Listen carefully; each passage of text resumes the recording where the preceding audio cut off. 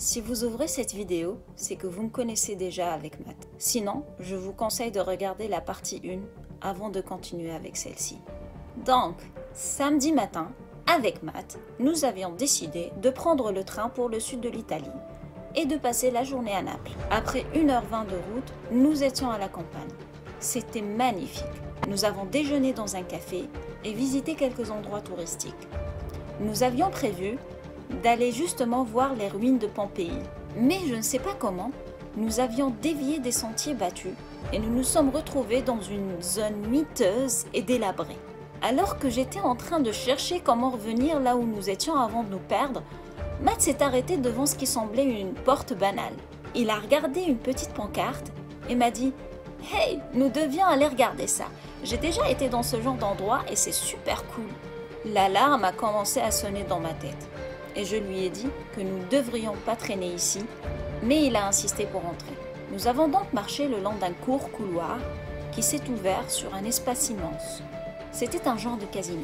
Il y avait plusieurs écrans de télévision partout sur les murs et toutes les personnes présentes étaient en train de parier sur des courses de chevaux.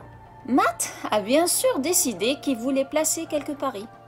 Je lui ai encore dit que nous ne devions pas être ici, mais autant parler à un mur. L'endroit semblait vraiment malfamé et je n'étais pas du tout convaincue que cet endroit soit légal. Ce n'était pas clairement indiqué à l'extérieur, ce qui voulait dire que qui que ce soit qui le gérait, il ne voulait pas attirer l'attention. Nous n'étions pas dans le casino depuis longtemps quand j'ai remarqué qu'un petit groupe de mecs, debout le long d'un mur, nous observait en se donnant des coudées. C'était clair pour tout le monde que nous étions des touristes. Après quelques minutes, un gars nous a accostés et a commencé à nous parler dans un mauvais anglais. Il a dit que son nom était Antonio. Il a convaincu Matt qu'il devait placer ses paris pour lui parce qu'il saurait très bien quel cheval allait gagner. Il prendrait l'argent de Matt, placerait le pari, prendrait la carte de pari, attendrait le résultat et collecter le cash qu'il remettrait à Matt. Sur 5 paris placés, Antonio en a gagné 4. Les gars le long du mur étaient très intéressés par nous maintenant. Après le 5e pari, mon sentiment d'inconfort était à son apogée et j'ai dit à Matt que je voulais partir. Il s'est alors rapproché de moi et m'a dit « Je suis sûr que cet Antonio est en train de m'arnaquer. Il est en train de garder une portion des gains pour lui. Que devons-nous faire ?» C'est à ce moment-là que ma première alarme « Nous devons partir » a réellement sonné dans ma tête. Je lui ai dit qu'il avait probablement raison mais qu'il n'y avait rien à faire et qu'il était temps de partir maintenant. Je sentais qu'on commençait à être dans un réel danger si on restait plus longtemps. Je l'ai discrètement attrapé par son t-shirt et j'ai commencé à le traîner vers la porte. Matt s'est alors libéré de ma prise et a dit « Ok, mais je dois faire quelque chose d'abord. » Et avant que je n'ai réalisé quoi que ce soit, il est allé vers la preneuse de paris, a sorti sa caméra et a rapidement pris une photo de la jolie femme derrière le comptoir. Elle l'a vu faire et paraissait très énervée. Je lui ai jeté un regard d'incompréhension totale. J'étais vraiment rouge de colère. D'autres gens l'ont vu et ont commencé à nous regarder d'une manière très malsaine. « Matt, qu'est-ce que tu fous, bordel ?» Il m'a regardé en souriant et m'a répondu « Elle est mignonne, n'est-ce pas ? Dommage que nous ne restons pas à Naples. » Là, je lui ai dit « Mec, on fait pas ce genre de choses dans ce genre d'endroit. Tu vas nous faire tuer !» Et avant qu'il puisse répondre, la femme derrière le comptoir a commencé à crier un truc en italien et à gesticuler. Et ce qui semblait être 2 flics sont apparus de nulle part, accompagnés par le mec de la sécurité. Nous étions dans la merde. La femme était en train de parler à l'un des 2 flics et hurler en nous pointant du doigt. L'autre flic et le gars de la sécurité nous ont flanqués violemment sur le côté.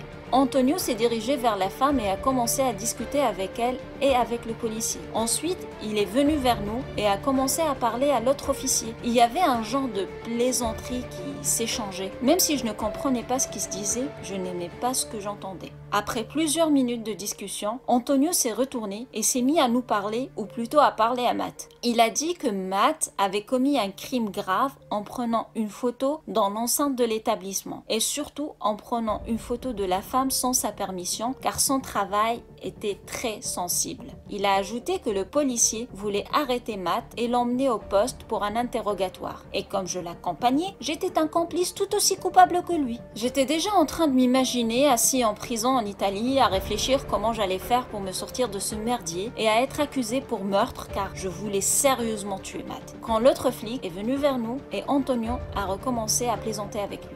Ensuite, Antonio nous a encore parlé. Il nous a dit que Matt va devoir effacer toutes les photos qu'il a prises et le prouver à la femme en question. Matt a alors effacé les photos et lui a montré la caméra. Ensuite, Antonio nous a dit que si Matt faisait une petite donation, les flics pourraient bien nous laisser partir si nous ne revenons plus. Vu la tournure des événements, Matt a été obligé de leur donner le double de la somme qu'il avait gagnée. J'ai pensé qu'ils allaient me demander de l'argent aussi, mais ils ne l'ont pas fait. Ensuite, j'ai remarqué que les 4 mecs qui se tenaient le long du mur et qui étaient en train de nous observer tout le temps ont soudainement disparu à travers une porte sur le côté, pas loin du fond de la pièce. Les policiers ont commencé à nous escorter dehors, mais pas par la porte de devant. Ils nous ont fait sortir par une porte secondaire qui débouchait sur une allée. Ils nous ont crié dessus de partir avant de rentrer et de claquer la porte. Matt était adossé contre le mur à se plaindre parce qu'il avait perdu beaucoup d'argent, alors je lui ai dit de la fermer et d'être reconnaissant qu'on se soit sorti avec nos boules intactes. Mais j'avais un pressentiment qu'on était encore en danger, donc je lui ai dit qu'il fallait qu'on parte vite. Il a commencé à marcher, mais lentement. Alors je l'ai pris par son t-shirt et je l'ai tiré pour le forcer à courir avec moi en dehors de l'allée. Alors qu'on était sur le trottoir sur la rue principale, nous n'avions en fait qu'une vingtaine de mètres. Matt s'est arrêté. Il était essoufflé et voulait déjà reprendre son souffle. J'ai regardé derrière nous et un petit groupe d'hommes est soudain apparu dans la ruelle. Ils regardaient frénétiquement autour d'eux. Ils nous ont vus et ont commencé à venir dans notre direction. J'étais sûre qu'ils nous cherchaient. Je ne savais pas si c'était le même groupe du casino, mais je ne voulais pas rester pour le savoir. J'ai alors attrapé Matt par le t-shirt et l'ai tiré violemment avec moi. Nous avons tourné sur la rue et il y avait des taxis stationnés. J'en ai pris un, poussé Matt dedans et sauté à mon tour, avant de crier au chauffeur « Station de train, maintenant !» Le taxi est parti et en regardant derrière, j'ai vu le groupe d'hommes qui s'était arrêté au croisement et ils regardaient frénétiquement autour d'eux.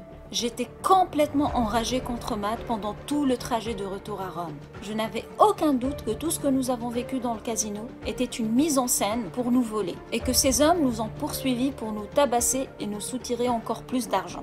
Il était déjà tard l'après-midi quand nous sommes arrivés à Rome et je voulais me reposer à l'hôtel. Et Matt était sorti tout seul. C'était bien parce que je ne pouvais plus supporter sa gueule. On était supposé prendre l'avion pour rentrer le lendemain. Mon plan était de relaxer à l'hôtel, de manger quelque part en ville et d'avoir une bonne nuit de sommeil pour me préparer au voyage de retour. J'étais éreintée et je n'avais qu'une seule envie, c'était de rentrer chez moi. Bien sûr, ça ne s'est pas exactement passé comme ça. L'histoire s'arrête ici pour aujourd'hui. Si vous voulez connaître la 3e et dernière partie, restez à l'affût des notifications. Et si vous n'êtes pas abonné, faites-le et activez les notifications pour être les premiers à être au courant de la publication de la dernière partie. J'espère que ce format vous plaît. Si c'est le cas, n'hésitez pas à me lâcher un gros pouce bleu et surtout, dites-moi ce que vous en pensez dans les commentaires. Sur ce, je vous dis à bientôt.